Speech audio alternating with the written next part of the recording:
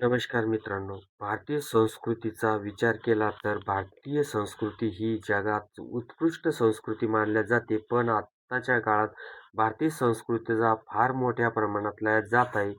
कारण की आपण पाश्चिमात्य देशाचे अनुकरण करतोय. त्याच्यातल्या त्याच्यात आताचं जे आलेलं Instagram पाहून त्याच्यातल्या अर्धनग्नता, नग्नता पाहून ज्यांच्या मनात कामवासनेचाही विचार शिवत नाही, असे पण त्या कामवासनेनं कसे भडकतात आणि त्याच्यानंतर कसा एक क्राईम घडतो, कसा हा क्राईम उदयास येतो आणि त्याच्यानंतर त्याच्यात जर त्या स्त्रीच्या पतीला जर दारूचं व्यसन असलं, तर मग तर क्राईम तर जास्तच जोराने घडतो आणि जास्तच कामवासना भडकते. याचं मर्तिमंत असं उदाहरण आपल्याला बघायचंय आजच्या स्टोरीत. याच्यासाठी आपल्याला जायचंय लातूर. आता लातूरला जायचंय त्या अगोदर तुम्हाला एक सांगतो, विनंती करतो, ज्यांनी आपलं चॅनल सबस्क्राईब करेल नसेल त्यांनी एकदा सबस्क्राईब करून घ्या. लातूरमधील मरखेल पोलीस स्टेशन अंतर्गत घडलेला हा गुन्हा आहे. 15 मे 2025 रोजी मरखेड पोलीस स्टेशनला दैवशाला रामकिसन घुलेवार वय वर्ष 40 ही महिला येते आणि पोलीस स्टेशनला रिपोर्ट करते की माझे पती 25 एप्रिल 2026 पासून घरी एकटे होते आणि मी शेतात गेले असता ते घरून बेपत्ता झाले. म्हणजे त्यांनी सकाळी माझ्यासोबत काही कारणावरून भांडणही झाले आणि तसेच ते रागाच्या भरात कुठेतरी निघून गेले. आज 15 मे आजपर्यंत त्यांचा शोध मी पाहुण्यारावळ्यात चौकट घेतला, तरी त्यांचा शोध कुठं लागू शकला नाही आणि त्याचा तुम्ही शोध करावा, अशी ती पोलिसवाल्यांना रडून अशी विनंती करत होती. पोलिसवाल्यांनी असं ठरवलं की जाऊ द्या, आता किती झालेत? 20 दिवस झालेत, 20-22 दिवस झालेत. काही रागाभाराच्या माणूस जातो आणि नेहमीच असं असतं, जे रागात आले ते व्यक्ती निघून जातात आणि राग शांत झाल्यानंतर घरी येतात, असं पोलिसवाल्याला वाटलं. त्याच्यानंतर जास्त दिवस झाल्यानंतर पोलिसवाल्यांनी जरा सखोल चौकशी करण्याचा प्रयत्न केला आणि त्या महिलेला विनंती करण्याचा म्हणजे चौकशी करण्याचा प्रयत्न केला. त्यावेळेस त्यांनी तिच्या नातेवाईकात, नातलगात ज्यावेळेस विविध मार्गाने चौकशी केली, त्यावेळेस एक प्रकार त्यांच्या लक्षात आला आणि ते सखोल त्यांनी तपास केला आणि तपास केल्यानंतर त्या व्यक्तीची जी पत्नी आहे, म्हणजे दैवशाला रामकिसन घुलेवार वय वर्ष 40 हिला अटक केली. अटक केल्यानंतर तिला चौकशी केली. चौकशी केल्यानंतर तिच्या चौकशीमध्ये तिला गोंजारलं, अंजारलं, हळद-कुंकू वाहिले. म्हणजे तिची थोडक्यात म्हणायचं तर पूजापाती केली आणि त्याच्यानंतर ती पोपटासारखी बोलायला लागली. ऐकूया तिच्या शब्दात जसं तिनं बयान दिलं त्या पद्धतीनं पण आपल्या शब्दात सांगण्याचा प्रयत्न करतोय. आता हे कुटुंब कुठलं, घुलेवार कुटुंब कुठलं होतं? मूळ गाव यांचं कुरका रोड, तालुका उदगीर, जिल्हा लातूर इथले मूळ प्रॉपरचे तिथले. पण हे आता त्यांच्या घरी जमीन नव्हती, काय नव्हतं म्हणून ते कुठे आले, इकडे आले त्यांच्या आणि आपण म्हणतो बटेनं किंवा अर्धालीनं अशी शेती ते करायचे. आणि हे आमदापूर तालुका दिगलोर या ठिकाणी शेती एक बटेनं, अर्धालीनं करायला सुरुवात केली.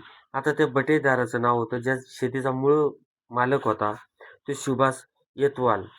आता येतलवार हा आहे ना, याची जमीन होती. यानं काय केलं, यांनी अर्धा लेन दिली. म्हणजे अर्धा खर्च, दोघांचा खर्च अर्धा, फक्त काम यांनी करायचं आणि अर्धाला माल वाटून द्यायचा, अशी शेती करू लागली. पण त्याच्यानंतर हे रामकिसन गंगाधर घुलेवार हे काय होते, यांना दारूचं व्यसन होतं. आता हे काय करायचे, काम करायचे आणि दारू प्यायचे. आता याच्यात काय व्हायचं, सुभाष हा येतलवार हा नेहमी घरी यायचा, कारण याची जमीन दिलेली होती. म्हणजे याला काही कामं पडले ह्या घरी याचा सांगायचा. त्याच्यानंतर ही काय करायची, दैवशाला ही त्याला चहा पाणी द्यायची, बोलायची, हसायची. आता हे काय करायचं, दारू प्यायचं आणि तसं पडून राहायचं. आता तुम्हाला मागायला भरपूर स्टोरीज आपण सांगितली आणि स्टोरी पण ती पण याच्यातली म्हणजे 40शीतली. आता ते ओळखून घ्या तुम्ही, काय नेमकं प्रॉब्लेम काय येतो 40शी मध्ये. आता हे काय करायचं, हे जायचं घरी झोपून राहायचं, तसं राहायचं. ही पण ह्या अंगावरून त्या अंगावर व्हायची, ह्या अंगावरून त्या अंगावर व्हायची. तिला काही झोप येत नसे. त्याच्यात हा सुभाष आहे ना, हा घरी यायचा. त्याच्यानंतर आहे ना, चहा घेताना तो खालून बोट कब्बशी दिली, खालून बोटं लावायचा. म्हणजे बॉटल बोट लावायचं. हे वासनांदाचं सर्वात मोठं एक लक्षण आहे. आणि ती पण हसायची, लाजायची. आता त्यांच्या काय व्हायचं, जवळीक वाढत गेली. त्याच्यानंतर जवळीचं रूपांतर त्यांचं प्रेमात झालं. प्रेमाचं रूपांतर तुरीच्या पाट्यापर्यंत गेलं, ओढ्यात गेलं, खोड्यापर्यंत गेलं. म्हणजे ते नांगापुंगा कार्यक्रम त्यांचा सुरू झाला. वळसा घालशी घा सगळे कार्यक्रम त्यांचा सुरू झाला. आता हिला काही नवऱ्याशी घेणं देणं राहिलं नाही. काही काम पडलं ती काय करायची, सुभाषला सांगायची, "मला हे काम पडलं, मला हे आणून द्या." तो तत्परतेनं आणून द्यायचा. कारण त्याला काय होतं, कामाला पण भेटलं म्हणजे अर्धे तर आपलं माल शेतमाल येणारच आहे आणि त्याच्यात आपल्याला फुकट पण कार्यक्रम भेटून राहिला. त्याच्यामुळे तो बिनधास्त कार्यक्रम चालू ठेवायचा आणि त्याच्यानंतर तिनं जे पण सांगितलं तसं ते पडत्या फळाची आज्ञा मानून ताबडतोब ते हजर करायचा. आणि त्याच्यानंतर हे रामकिसन यांना कोणी गावातले लोक सांगायचे की सुभाष हा वाईट माणूस आहे, तुझ्या बायकोचं आणि त्याचं काहीतरी आहे. आता हा पण काय करायचा, तो घरी आला की तो म्हणायचा, आला तुपला यार, जा याच्यासोबत निघून जा, याच्यासोबत संसार कर, असा म्हणायचा आणि ती शिवीगाळ करायचा आणि मारहाण करायचा. मग असंच चालत चालत चालत राहायचं त्यांचं. पण ही काय कानामागं टाकायची. पण एक दिवस असा उजाडला की रामकिसननं प्रत्यक्ष सुभाषला आणि दैवशालानं रंग्यात पकडलं. पकडल्यानंतर तरी पण ती म्हणे, तुम्ही दारू पिले होते, तुम्हाला दारूच्या नशेत काही दिसतंय, असं होते, तुमच्या मनात जे तेच तुम्हाला दिसते, असं तिनं ओढवडीची उत्तरं द्यायला सुरुवात केली. त्याच्यानंतर मग हे काय झालं, ह्यो सुभाष नेहमी घरी येणं सुरू केलं. हा रामकिसन पण त्याला शिव्या द्यायचा, तिला पण शिव्या द्यायचा, मारहाण करायचा.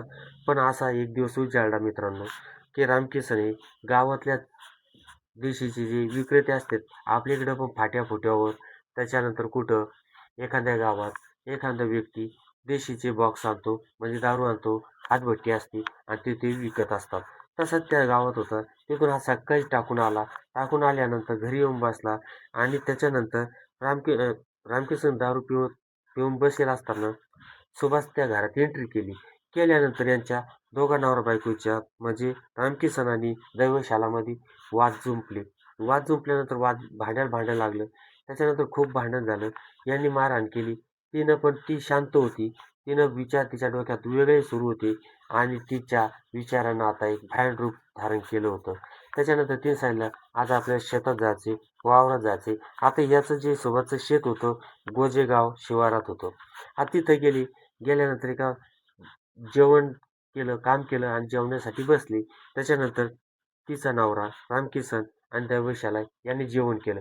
जेवण केल्यानंतर पिलून टाकला. तिने उचललं. तिने सांगितलं, त्या लिंबाच्या झाडाखाली तुम्ही आराम करा, मी तोपर्यंत काम करते. हाताला धरून उठून त्या लिंबाच्या झाडापर्यंत नेलं. तिथं पहाटीचे झाड होते, तुरीचे पण झाड दसकट होते. म्हणजे त्या टायमाला एप्रिलचा महिना होता, 22 एप्रिलचा दिवस होता. त्या टायमाला म्हणजे तूर कापणी झालेली होती आणि कापसाचे शेवटचे बोंड होते. कुठं मोठं बोंड ते कापसा वेचण्यासाठी जायचं म्हणे आपल्याला. आणि त्याच्यानंतर त्यांना तिथं झोपवलं. झोपवल्यानंतर हिनं काय केलं, दगड घेतली आणि त्याच्या डोक्यावर मारहाण सुरुवात केली. छातीवर मारली आणि त्याच्या रामकिसनच्या गुप्त अंगावर दगडाने एवढा मोठा मार केला. कारण हा वेदने निवळत होता. पण त्या गुप्त अंगावर मार बसला दगडाचा आणि इतक्या पहार बसला म्हणजे वर्मी घाव बसला आणि रामकिसन हा जागीच खलास झाला. आणि खलास झाल्यानंतर हिनं काय केलं, हिनं तिथून फोन उचलला. आपल्या याराला, आपल्या प्रियकराला सुभाषला फोन लावला. सुभाषला फोन लावल्यानंतर त्याला सांगितलं, "या बॉडी माझा नवरा मी मारून टाकलाय. या बॉडीच्या आता तुला विल्हेवाट लावायची." त्याच्यानंतर त्यानं बघितलं, शेजारी त्याच्या धुऱ्यात होतं. आता जे पाणी राहायचं, पाणी पडल्यानंतर तुम्हाला माहिती पावसात पाणी पडलं, जी खोंगळ पडती, बांध फुटत असतो आणि खोंगळ पडत असते. असं खोंगळ पडली होती.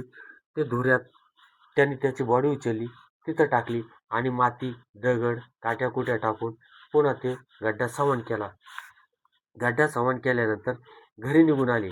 आता घरी निघून आल्यानंतर हिनं काय केलं, हिनं 5-6 दिवस झाले कोणी काही विचारेना. पण मित्रांनो, कोणी झालं तर कोणी विचारत असतं. तसे गावातले लोक येऊन विचारायला लागले. 25 तारखेच्या नंतर, 26 तारखेच्या नंतर लोक 5-6 दिवस झाले किंवा रामकिसन दिसत नाही, कुठे गेले? ते म्हणे भांडण करून निघून गेले, मलाच माहिती नाही, असं नाही, तसं नाही, उडवडीची उत्तर देत होती. भाऊ विचारायला आला. भावाला पण तिनं म्हणजे देराला तिच्या, त्याला पण उडवाउडवीची उत्तरं दिली. पण म्हणतात ना, ज्याची पायली भरती ते ऑटोमॅटिक बरोबर जाळ्यात ट्रॅपमध्ये कसं अडकते, तशी ही ज्यावेळेस ती लोक म्हणायला लागली, मग तू पोलीस कंप्लेंट का करत नाही? म्हणून ती नाईलाजानं 15 मे 2025 रोजी पोलीस स्टेशनला गेली आणि रिपोर्ट दिला, माझा पती गेलाय. पण पोलीसवाल्यांनी पण स्थानिक माहिती पाहुण्यारावळ्याकडून माहिती घेतली आणि त्या माहितीच्या आधारावर बरोबर हिला उचललं. उचलल्यानंतर हिचा प्रसाद दाखवल्यानंतर हिनं असं-असं सांगितलं, असं केलं आणि त्याच्यानंतर तिनं सांगितल्यानंतर ताबडतोब एक पोलिसची टीम केली आणि सोबत तलवार याला पण पकडून हजर केलं. ज्यावेळेस याला पण टोले बसले, हा दुसरा आरोपी होता. याला पण टोले बसल्यानंतर हा पण पोपटासारखा बोलू लागला. हिचे आणि माझे अनैतिक संबंध होते आणि आमच्या अनैतिक संबंधात सर्वात मोठा अडथळा म्हणजे रामकिसन गंगाधर घुलेवार हा होता आणि याचा आम्हाला काटा काढणं अर्जंट होता, असं त्या सांगितलं. नाहीतर आमचा अनैतिक संबंध शेवटपर्यंत चालत नव्हते आणि आम्हाला शेवटपर्यंत अनैतिक संबंध होते. पण या सुभाषचं पण लग्न झालं होतं, याला पण लेकरं बाळं होती. तरी पण हा अनैतिक संबंधात गुंतला. त्यावेळेस त्यांनी पोलिसवाल्यांनी त्यांना उचललं, स्पॉटवर नेलं. तहसीलदार आणि पंच बोलवले आणि तो मुर्दा उकरून काढल्यानंतर फक्त हाडं होते. फक्त कापडावून राम रामकिसनच्या भावानं आपला भाऊ ओळखला. सांगितलं, "हे कपडे घालून माझा भाऊ नेहमी माझ्या घरी यायचा आणि फक्त सापळा राहिला होता." त्याच्यानंतर 2 महिन्यामध्ये म्हणजे जूनमध्ये हे प्रकरणाचा निकाल म्हणजे सापडला, खुनी सापडला. आता तुम्ही विचार करा, सध्याच्या घडीला महाराष्ट्रात काय चाललंय? फक्त नवराच मार्ग सुरू आहे आपल्या भारतात आणि याचं सर्वात मोठं कारण मला तरी असं वाटतंय, की फक्त एक आहे, 30च्या नंतर सेक्स पॉवर वाढली आणि त्याच्यानंतर नंबर 1चा कार्यक्रम Instagram. कारण हिच्याजवळ मोठा मोबाईल होता. ही Instagramवरच राहायची. Instagramवरच्या रील बघायची आणि तिच्या हातून आत्महत्या पाडायचा. त्याच्यासाठी मी तुम्हाला विनंती करतो, Instagramवरील रील जर कोणी तुम्हाला शेअर केली असेल, जिच्यात नग्नता आहे, अर्धनग्नता आहे किंवा पूर्ण नग्नता आहे, ती रील स्किप करून टाक जा. म्हणजे ती पाहू नका. जर तुम्ही जास्त टाईम पाहिली, तर Instagramचं अल्गोरिदम हे तुम्हाला त्याच पद्धतीनं रीला टाकत चालतं. जर का तुम्ही एक पद्धतीची रील पाहिली, त्याच रीला सतत येत राहतात आणि तुमच्या नसलेल्या गोष्टी तुमच्या मनात विचार येत असतात. त्याच्यामुळे मी सांगतो, की ह्या रीलपासून सावध राहा आणि ह्या रीलाचा भडीमार फक्त तुम्हाला UP आणि बिहारी ह्याच लोकांच्या रीला सर्वात जास्त सापडतील. महाराष्ट्रात अशा रीला सहसा करून कोणी बनवायची हिंमत करत नाही. कारण महाराष्ट्रात अजून संस्कृती आहे. पण अशा काही स्टोऱ्या समोर आल्यानंतर महाराष्ट्र पण बिहार, UP याच्या वाटचालीवर चाललाय का हा असा विचार येतोय. आणि मित्रांनो, याच्यातून आपल्याला कोणाला बदनाम करायचं नाही, कोणत्याच ॲपला बदनाम करायचं नाही. फक्त मी एवढं सांगू शकतो, आपण कसे सुरक्षित राहू याचा विचार करा. आणि हो, अनैतिक संबंधापासून जेवढं दूर राहिलं जाईल, तेवढं दूर राहण्याचा प्रयत्न करा आणि दारूच्या व्यसनापासून जेवढं दूर राहिलं जाईल, तेवढं दूर राहा. कारण दारू पिणं म्हणजे हा तुमच्या टेन्शनचा अंतिम उपाय नाही आणि दारू प्यायल्यानं काय कांड होतात, कारण की तुमचं परिवारावरचं, सर्व घरावरचं सर्व लक्ष उडतं आणि फक्त दारूत राहतं आणि त्याच्यानंतर एक सर्वात मोठा असा क्राईम घडतो, तो म्हणजे असा. त्याच्यासाठी तुम्ही कधी व्यसन किंवा Instagramच्या अश्लील रीलापासून दूर राहण्याचा जेवढा जमेल तेवढा प्रयत्न करा. आणि हो, अशाच नवनवीन क्राईम स्टोरी ऐकण्यासाठी आपलंच चॅनल कलियुगाचा वारा हे यूट्यूब चॅनल सबस्क्राईब करायला विसरू नका. जय हिंद, जय महाराष्ट्र.